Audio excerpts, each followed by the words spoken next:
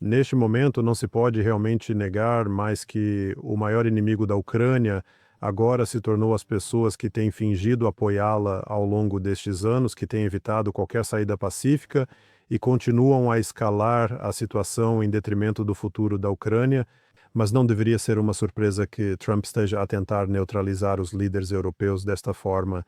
Quero dizer, ele tem passado os últimos meses a explicar que acha que a UE é pior do que a China.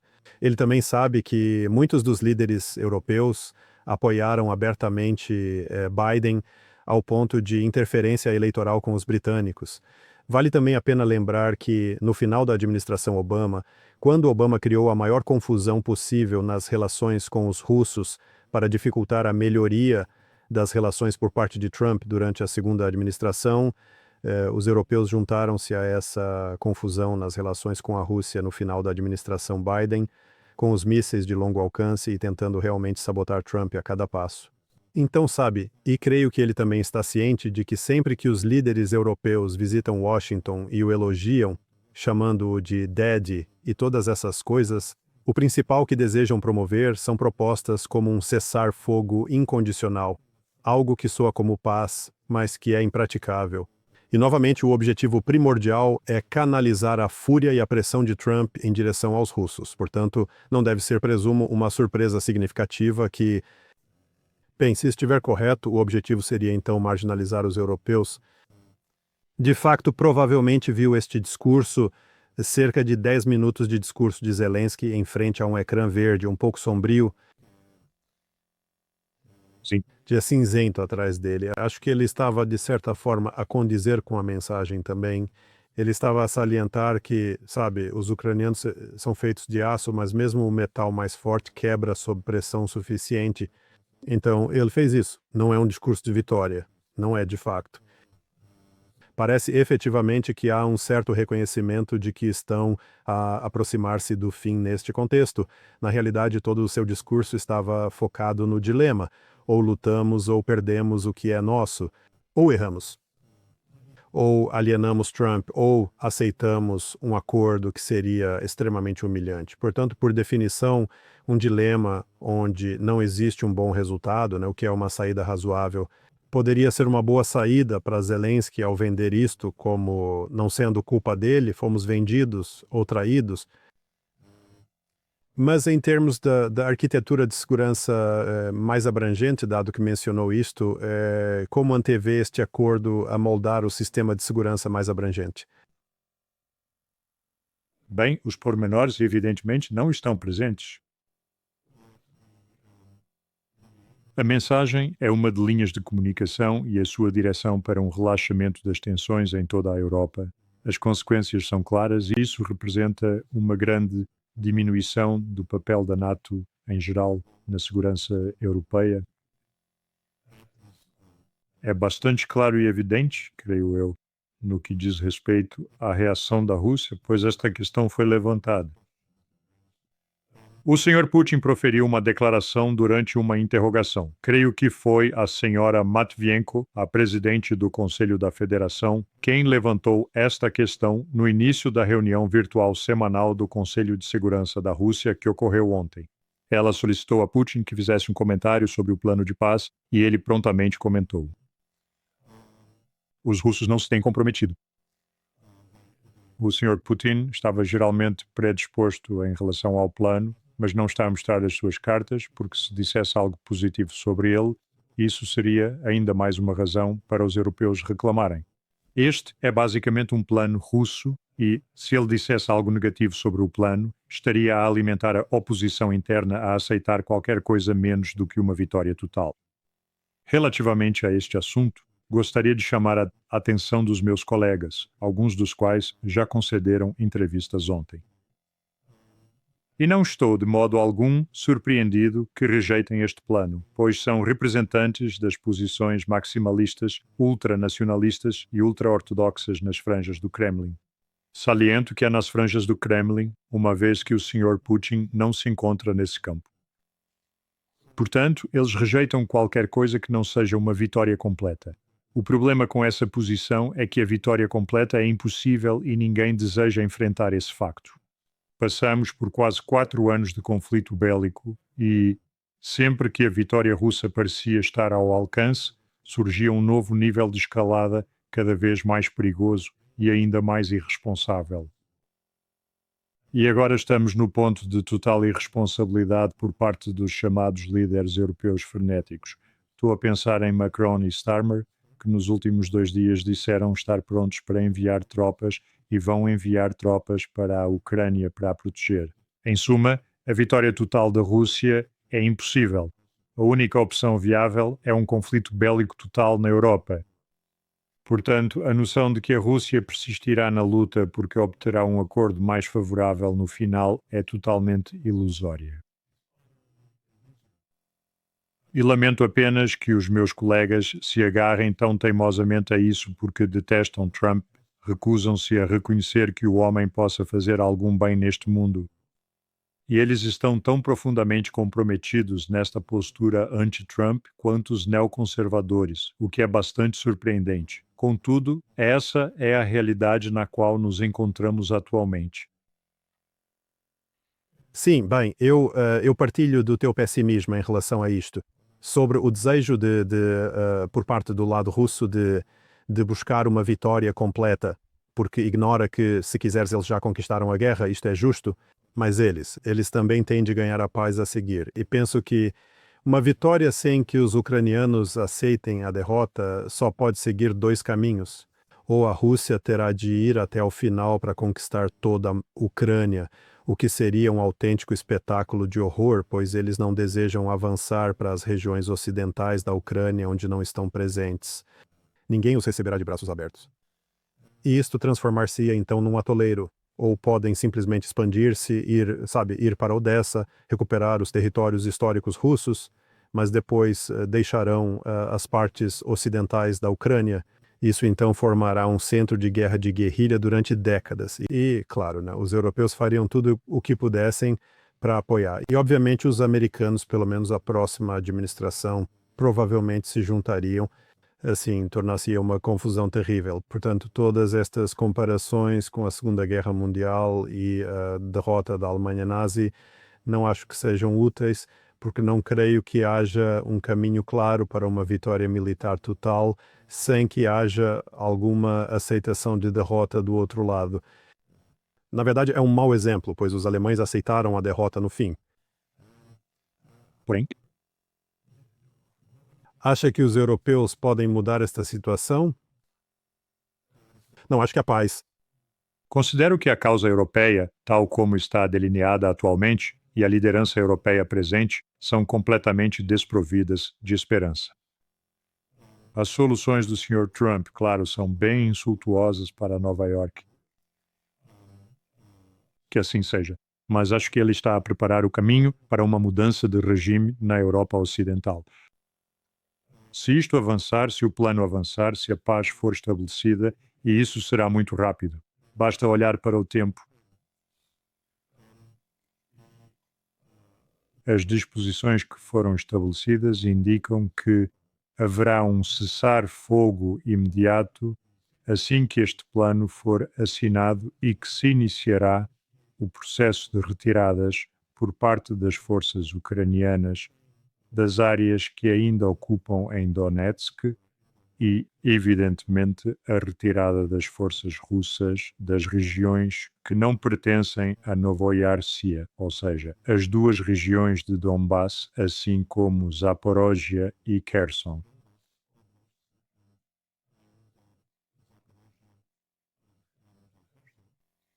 Eles seriam obrigatoriamente compelidos, naturalmente, a retirar-se de Kharkiv. Caso eu tivesse acabado de conquistá-la, Kupiansk, retirariam-se de lá e também de Dnebatovsk.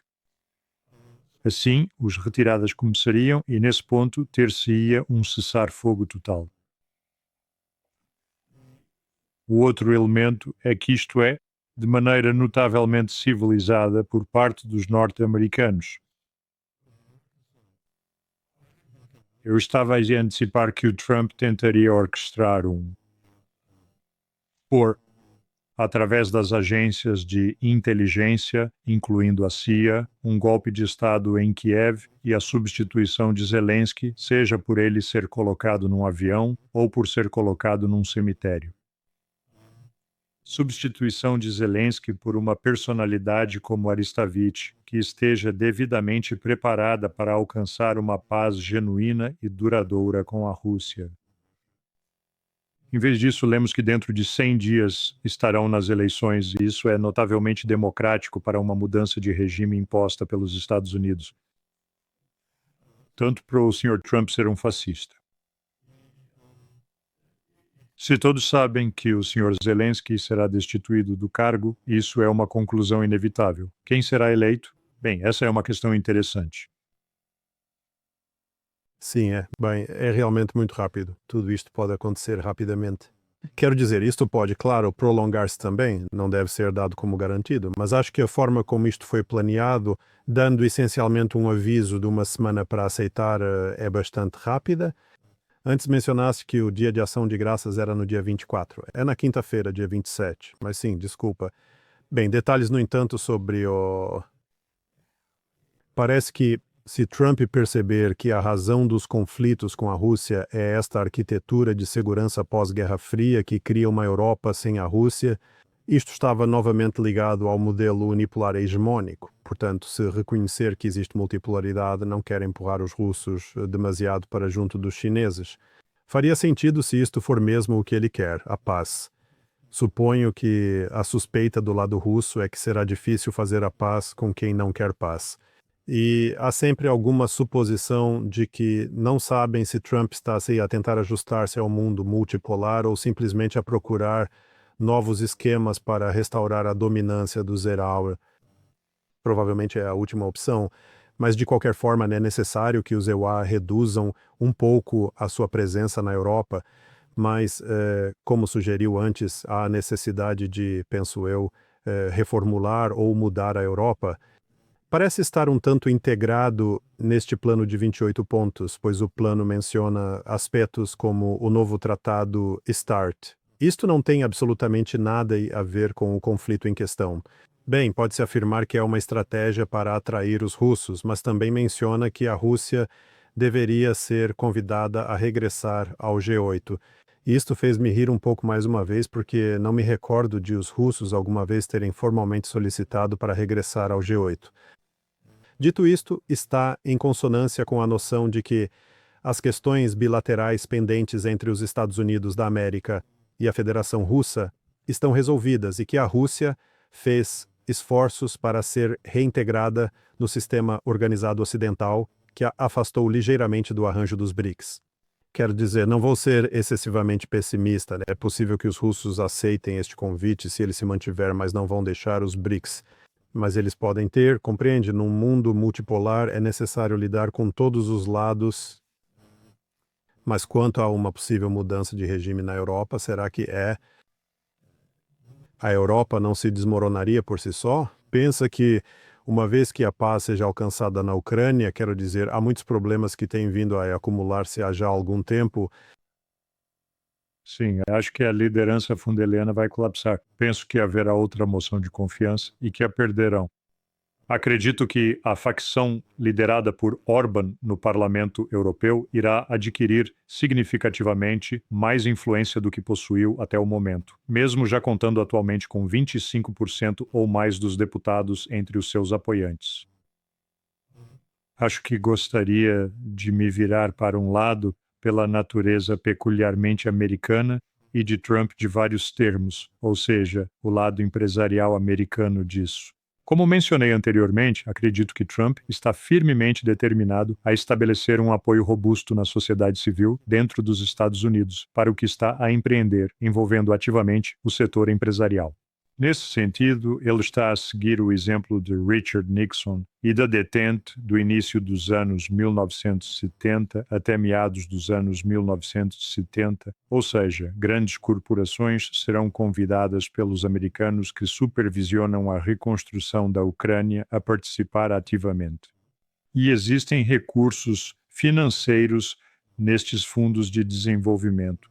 mais uma vez sob a supervisão de Trump e dos Estados Unidos, onde interesses econômicos mútuos serão explorados utilizando o capital que está atualmente congelado e também aproveitando os europeus para redirecionar o que estavam prestes a investir no conflito bélico para a edificação da paz. Esta concessão de que transações comerciais, negócios vantajosos e lucrativos criam boas amizades e garantem a paz foi um elemento essencial e fundamental da política de detente de Richard Nixon. Também não se encontrava muito distante da estratégia do Partido Social Democrata, o partido de Willy Brandt, para a detente com a União Soviética. Assim, há uma continuidade evidente presente aqui.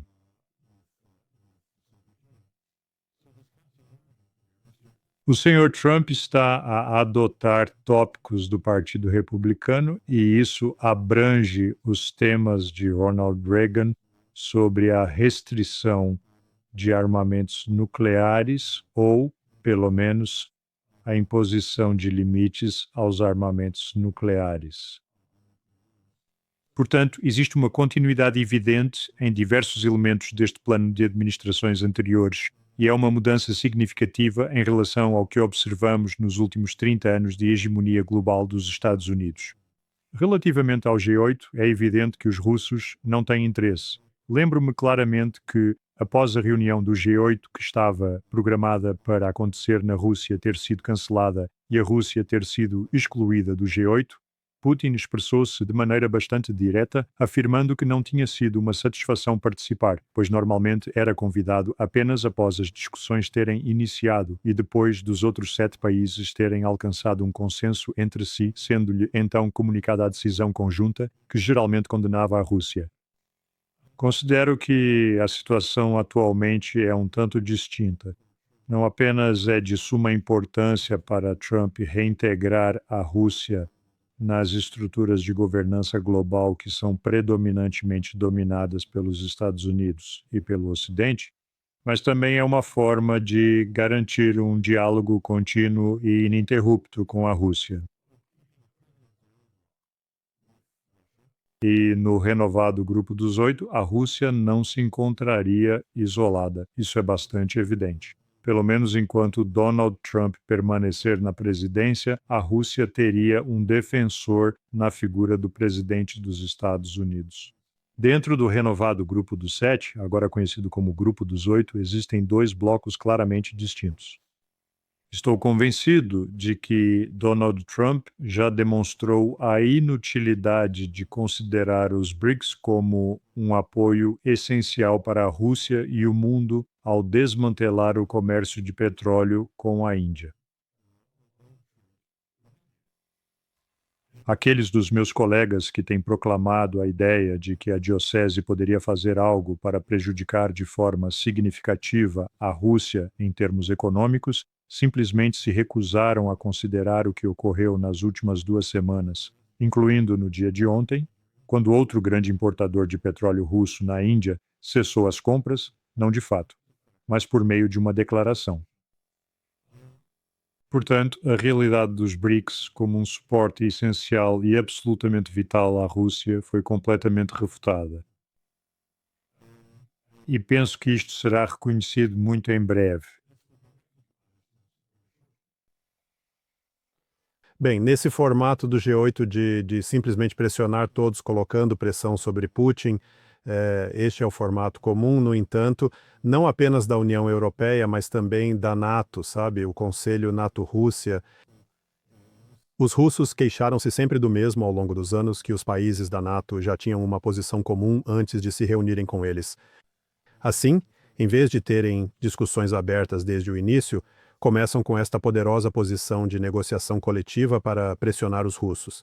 E, sabe, mesmo que os russos conseguissem resistir à pressão de todos manterem a mesma posição contra a Rússia, não haveria qualquer possibilidade de mudança, porque ao passar por este processo difícil de obter uma posição comum de todos os países da NATO, já não há espaço para ajustes. Assim, enquadra-se nesta ideia conceptual mais ampla da diplomacia pós-Guerra Fria, que não é encontrar uma solução comum, mas sim o professor civilizacional dizer ao aluno civilizacional o que fazer, que é como agora conceptualizamos a relação professor-aluno substituindo a diplomacia. Mas a minha pergunta final estava relacionada com este assunto, assim como as sanções, conforme mencionou, que alguns estão a sucumbir à pressão. Novamente, pode ser que exista uma solução a médio prazo, mas ainda assim o grande risco para a Rússia em qualquer plano de paz é essencialmente que se torne em outro acordo de Minsk. Esta é a preocupação de que os americanos simplesmente procurem reagrupar-se e moldar o campo de batalha de uma forma mais favorável e depois desencadeiem tudo de novo. É por isso que é importante, claro, que a Rússia assegure que o território, a redução do tamanho do exército ucraniano, todas estas coisas, possam reduzir as hipóteses de a Ucrânia ser novamente ativada como um proxy. Mas como sugeriste, se os americanos realmente desejam alcançar a paz, é isso que eles estão a procurar concretizar. Como se pode explicar as sanções impostas à Rússia? Porque mesmo ontem Trump estava a enfatizar que a Rússia deveria aguardar sanções extremamente severas. Quero dizer, até que ponto eles estão? Estão a tentar de forma deliberada congelar as linhas da frente e, presumo eu, reiniciar o conflito numa área onde detêm uma vantagem competitiva mais significativa? Novamente, este tem sido um tema principal entre os críticos dos mídias alternativos. Portanto, à medida que este projeto surgiu, como é que se pode confiar nos Estados Unidos? Por isso, eles questionam e contestam. Qual é essa alternativa? Querem a Terceira Guerra Mundial?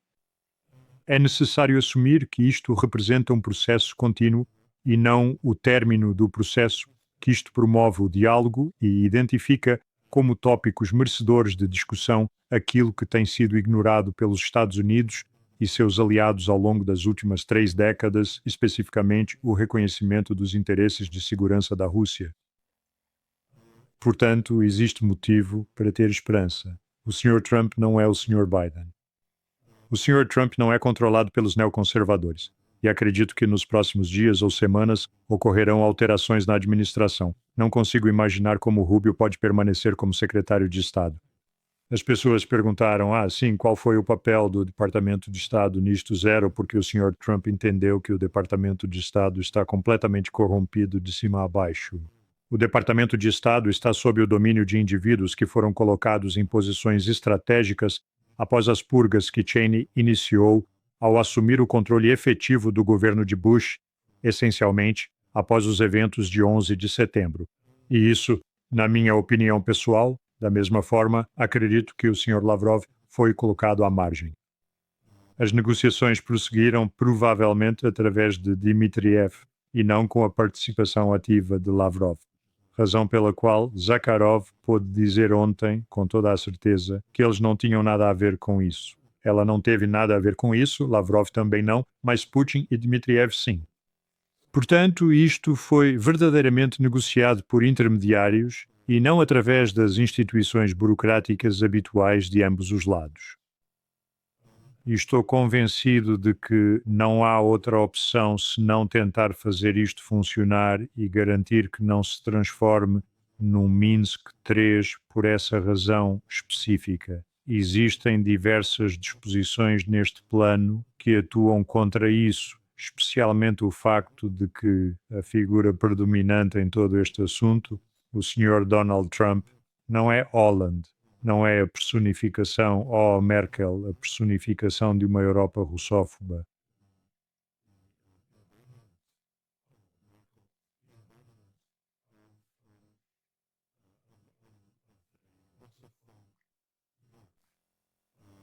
E ele está interessado e acredita em grandes empreendimentos comerciais entre a Rússia e os Estados Unidos, por mais improvável que isso possa parecer, a julgar pelo passado. Pois bem, veremos o que o futuro nos reserva. No entanto, se os Estados Unidos da América e as corporações americanas não investirem em nações que os presidentes dos Estados Unidos da América e o estabelecimento político não apoiam, agora o Sr. Donald Trump está a dar todos os indícios de que deseja que isto aconteça. E assim acontecerá e haverá um impulso significativo nos Estados Unidos para relações de aproximação com a Rússia. Portanto, um acordo como o Minsk III parece bastante improvável. Sim, bem, há relatos de que Trump está preparado para exercer muita pressão sobre a Ucrânia para aceitar isto novamente dentro de uma semana, privando-a não apenas de armas e logística, mas também de inteligência. Quero dizer, não se pode realmente utilizar muitas dessas armas que eles possuem sem informações de inteligência. Creio que muito disto provavelmente, bem, provocará algumas alterações bastante rápidas. Estou ligeiramente esperançoso em relação a todo este processo, mas a principal razão, creio eu, é que poderão referir-se a isto como um acordo de paz entre a Rússia e a Ucrânia. E, novamente, esta é uma forma muito mal informada de ver este conflito. No entanto, para além desta linguagem, dado que isso colocaria um fim à expansão da NATO e reconheceria as preocupações de segurança da Rússia, isto é algo que não quisemos sequer discutir nos últimos 30 anos. Considerando que é uma admissão de que a arquitetura de segurança desenvolvida, que tem sido principalmente estruturada em torno da NATO ao longo das últimas 3 décadas, é uma falha que constitui uma fonte do conflito, quero dizer, isto é significativo porque esta é a origem do conflito. É uma arquitetura de segurança pan-europeia que desmoronou completamente. Assumia-se que a Rússia enfraqueceria, por isso escolhemos este modelo nos anos 90, ou melhor, meados para finais dos anos 90. As realidades mudaram, então as instituições e a arquitetura precisam mudar. Portanto, a incapacidade em realizá-lo resultou em um conflito armado. E agora, este acordo parece reconhecer essa situação e também progredir em alguma direção para resolver o problema. Quero dizer, para os russos que apelam para tratar das causas subjacentes. Eu Estaria hesitante em descartar este acordo como meramente mais uma manobra para enganar os russos. Então, antes de nos despedirmos, tem algum pensamento final? Bem, continuo a ser otimista, embora esteja bem ciente das críticas, algumas delas bastante legítimas, de que os termos destes 28 pontos são frequentemente vagos, mas não há nada de surpreendente nisso. Isto é orientador, é o esboço, não é o documento final permanente que precisa ser negociado pelas partes envolvidas. Mas eles estarão a negociar isso durante um período de cessar-fogo. A terrível carnificina que tem ocorrido irá parar. Os russos terão o que queriam, que é a totalidade do Donbas, e é um bom começo, muito melhor do que qualquer coisa que tenhamos visto.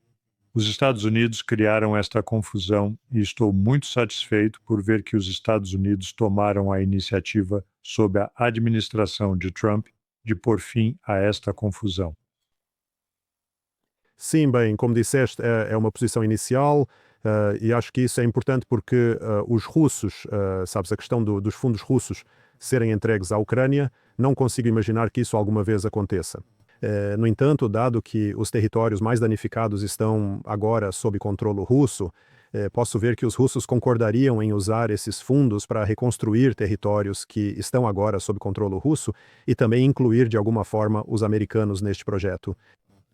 Mas, novamente, é um excelente ponto de partida e parece reconhecer as causas subjacentes. Portanto, não sei. Até o momento estou otimista.